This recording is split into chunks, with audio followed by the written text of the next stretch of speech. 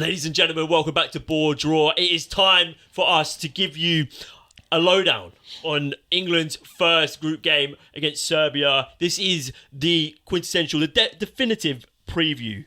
It's all you need going into the big game. Sunday. Don't worry about the rest of them. Just come and watch 8 p.m. It's Be the there. big one. It's the big one. We're going into this game with a lot of questions. We're wondering about the fitness of a lot of the players. We're wondering about who's starting in some mystery positions. We don't even know who's going to be the left winger, left back, centre mid pair. We're wondering if they're going to pick up from that atrocious form in the two friendlies prior to the tournament. Yeah, it's going to be interesting. We're going to see what kind of England team comes out. We're going to start by going through what is predicted to be Gareth Southgate's lineup. And I believe, looking at what has been predicted, is exactly how I would have seen it going. So let me run you through it. In goal, Jordan Pickford. No surprises there. You got right back, Kyle Walker. Centre backs of John Stones and Mark Gahey. And a surprise Luke Shaw fit at left back. I think that could be touch and go up until kickoff. But we'd like to see Luke Shaw because in the friendlies, that was what was missing. That was a wobbly, left-sided left back. Midfield, or deeper midfield, of Declan Rice and Trent Alexander-Arnold. Lots of reports. We'll talk about him playing in midfield. Lots of reports of Trent coming into the midfield and starting the game. Up top, in front of them, you got Jude Bellingham, Saka on the right, Foden on the left, Harry Kane up top. Yeah, interesting. Very interesting. So, it's pretty much what we would have expected from the back line. The biggest question there is Luke Shaw going to be fit? He didn't make any appearances in either friendly. No. And he hasn't played football since February.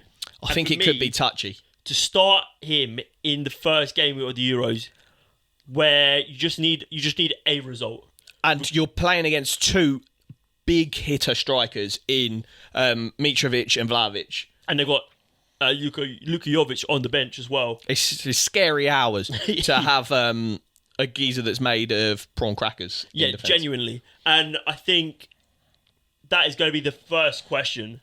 The first question would be, does Luke Shaw have enough to start the game? If not, we'll most likely see Kieran Trippier regain his role in that left-back position. Which we both disagree with. In our kind of England preview, check out all our group previews. They're all out on the YouTube channel. I hope you enjoyed them. But we both said that we wouldn't start Trippier at left-back. We'd either start Joe Gomez or Ezri Konsa. Yeah, for me, we'll go through our teams afterwards. Predicted lineup has Trent coming in and starting in the double holding midfield position with Declan Rice. Very interesting. He's been listed as a midfielder on the England squad list. He's been utilised by Gareth in that position a few times. What that does give him is complete free reign to be as creative as he wants. If he was playing at right back and you asked him to be the creative outlet for England, you always worry that he'll get caught on the counter, like right wingers will target him. But if you play him in the midfield and you have a right back of Kyle Walker, you don't have to worry about any defensive frailties behind him. Yeah, I completely agree. But I don't like him in this left eight. Or in the double pivot. I don't think he's good enough with his feet. In terms of just sort of like ball control, his ability to get out of tight spaces. I don't think he's good when he's being pressed. Yeah, I agree. He needs, and that's not what you get in the middle of the park. You're going to be closed down quickly. People want to win the ball high up. I think if you're playing against a really poor side, you could probably afford to play him in midfield. But I don't think there's any super poor sides in this group. No, and I think these teams will be tactically astute enough to know that if Trent gets the ball, he's not going to want to be pressed, and he will be their pressing trigger. When you've got the likes of Adam Wharton on the bench, who is so quick with his feet, so kind of good again out of tight spaces, it seems like a bit of a misstep to play Trent there. Especially the first game of the tournament where you are just looking, like you said, to get a result, not have any calamities. If you lose this first game, you're immediately on the back foot for this tournament. Yeah, that's the worst case scenario. You lose this first game, the media's going to be on your backs. It's going to be carnage. Socials, everyone's going to be on your backs. It's going to be horrific. And it's such a big call to play him centre mid. I think so as well, but I like the bravery. I do. I like the bravery because what we've been before is boring and predictable. 100%. Southgate's got to go out in a blaze of glory. It's all or nothing now. Yeah. So in front of them in the 10... It's a returning Jude Bellingham. It's Jude Bellingham. A player that was sorely missed in the build-up.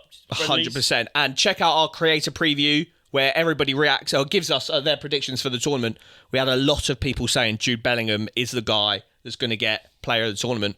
And don't know if I necessarily agree, but I do think he is key, fundamental for this England team. 100% agree.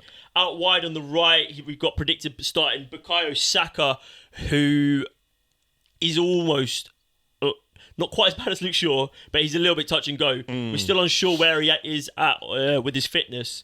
He's a lot more robust than Luke Shaw. Oh, 100%. Saka's made of absolute steel. Vibranium. Yeah, he's nuts. But he only had a 20-minute cameo against Iceland. He looks a bit slow and a bit leggy. Obviously, he hasn't had the minutes yet. He's come off the back of a long season with Arsenal. The end of it sort of hampered a little bit by injury as well. But he's going to be one of the main men. He, like you said before, he is one of England's most consistent performers. He is. I think he's special, and I think he doesn't get enough plaudits. Maybe because he's not as like sexy on the ball as like the likes of Phil Foden, or like if you're talking like grand scheme in world football, like a Vinny Jr. or I don't know, someone like that. But he is so efficient. He makes the right decision 9 times out of 10. And yeah, in a international tournament, you just want someone that's going to be 8, 9 out of 10 every game, and he's that guy. Yeah, 100% agree. So we've got Saka on the right, Bellingham in the middle, and out on the left, they're predicting Philip Foden. I think you have to play Foden at the first game. Foden's a weird one. I've never been impressed with him in an England shirt, but he's too good to leave out. Player of the season for Man City, player of the season in the Premier League, won the league with Man City. Finished the season in scintillating form. He has to play somehow. If you play him first game out left and he's bad, you rotate second game, you play someone else, Anthony Gordon or Eze. But first game, he has to play. 100% agree. And then up top leading the line is Harry Kane. Only got a few minutes in both the games, Bosnia and the Iceland game. He's obviously come off the back of a slight injury as well, but he said he's ready to go.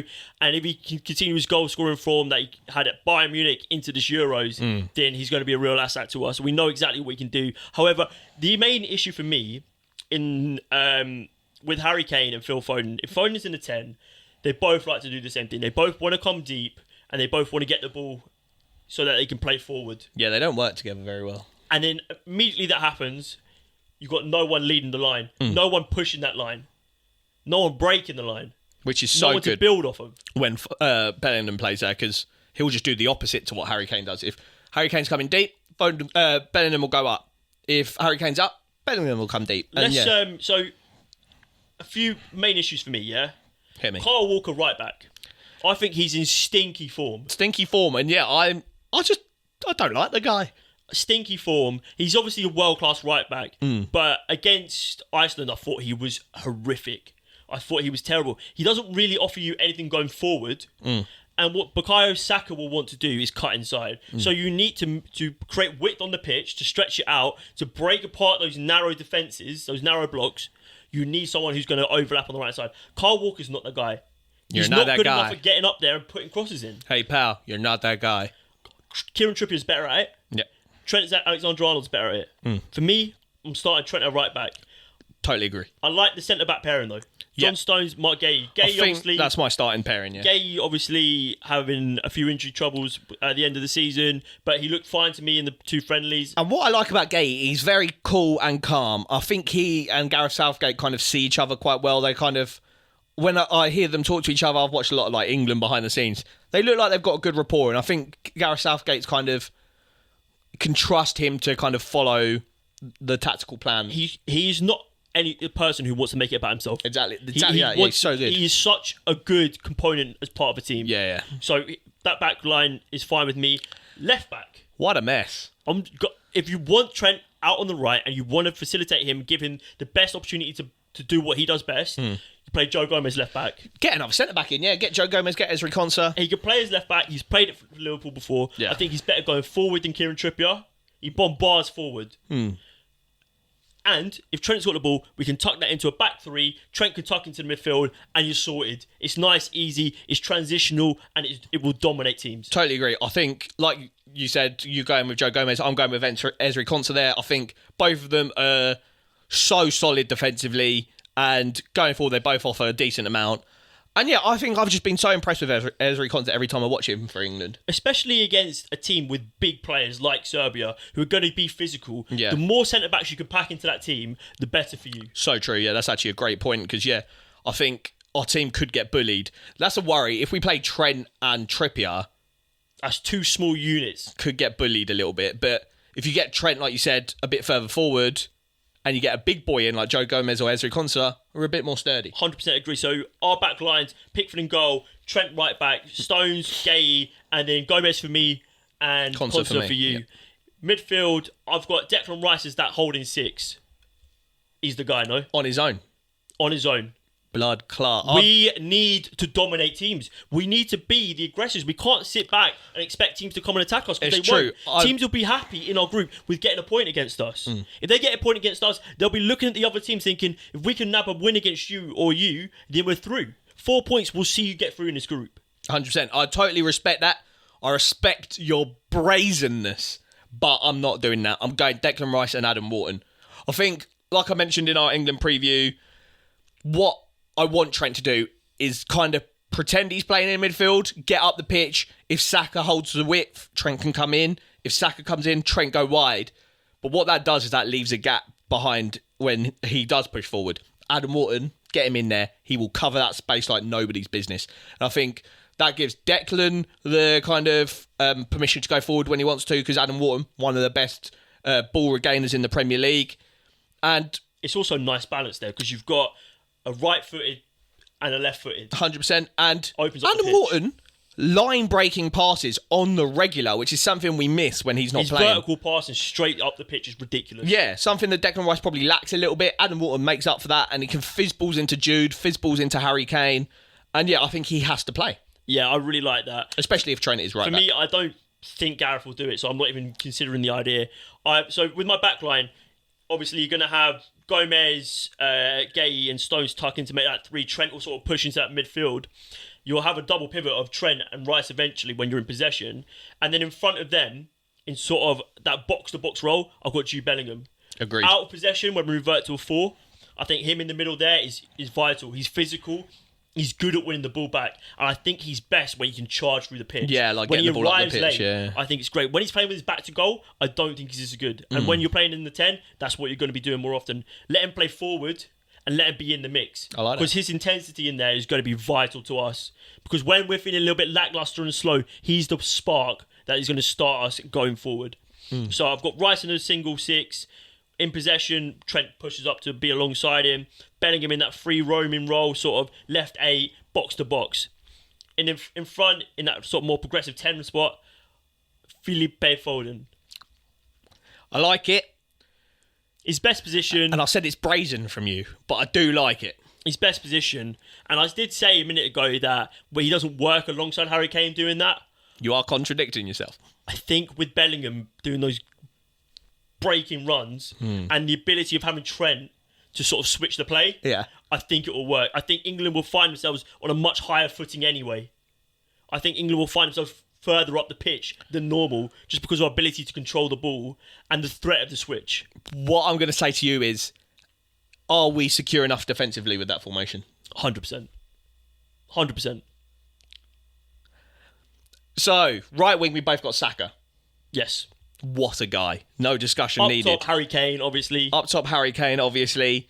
Left wing. You've got Jude in the 10. Yeah, I've got Jude in the 10, Foden left wing. You've opened yourself up a spot for left wing by being so attacking.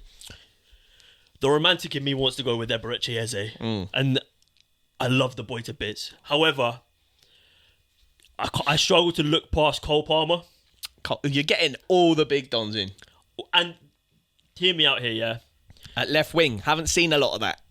If we have Eze on the left wing, we lose the width. I argue we lose it with Cole Palmer. I think so as well. What are you saying? But he's left-footed. The option is there. The threat is there. If you play Eze there, he's going to want to cut in every time. What about your boy Anthony Gordon? I don't think he's as left-footed as Cole Palmer. I think he's more two-footed. Special player. But Cole Palmer is gonna be the threat. They're not going to know which way he's going to want to go because they know he wants to go at people. But then if he goes at people, To be fair, I do agree in the sense he's too good to not have in the team. That was literally what I was about to say. He is one of those players that he's had one of the best seasons out of every English player. It's hard to leave him out. I think in possession as well, if you get up the pitch and you've got Cole Palmer on the left and Trent on the right, you're thinking Jude Bellingham, Harry Kane, get your heads on something, mate, because that is delivery. Yeah, no, I like it. Let us know what your England starting 11 will be for the Serbia match. Score prediction? Score prediction. We haven't even touched on Serbia, really. I think it's going to be a struggle. I think Serbia are physical. Like we touched on earlier, they've got great forwards in Vlahovic and Mitrovic. Tadic knitting it all together in the midfield. He could be what we think Jude Bellingham or Foden is for us. He'll be for them. They've got some big centre-backs. Big centre-backs. They play three at the back. They're a solid unit. Milinkovic is a good centre-back that I like from Fiorentina. I think it's going to be a tricky one. I think England are going to stink it to a 1-0 win. This is the most classic first game of an international tournament. Was it like the World Cup where England stunk a 1-0 win against Tunisia or something? We done it. We won against Croatia, I think 1-0. I think it's going to be a stinky 1-0 England. Yeah, and I think Tunisia as well. I think we won 2-0. And then we drew against someone at the last Euros, I think. Wales, was that mean? We drew against Scotland. Oh, Scotland, yeah. What's your score prediction? I'm going to go for a 1-0. 1-0. So we both think it's going to be a England honker. are off the back of a rough bit of form. I think 1 win in 5. And I know you can only take so much from that. However, I think the main message is just don't lose the first game. Yeah. If you get a point in the first game, you've got everything to play for. Still not ideal. It's not ideal, no. But you're still well in it. Yeah. And you'll still be favourites to go through in that group. If you come off the back of a loss... That's bad. And Gareth Southgate's such a tournament manager, that'll be his mindset, is just pick up the points. Just don't lose. Yeah. Pick up the points, and that's what we will see. 1-0, 1-1. Let us know your score predictions in the comments down below. Hope you're all excited for the Euros. It's here, baby. It's here, and I'm scared. Come on, England!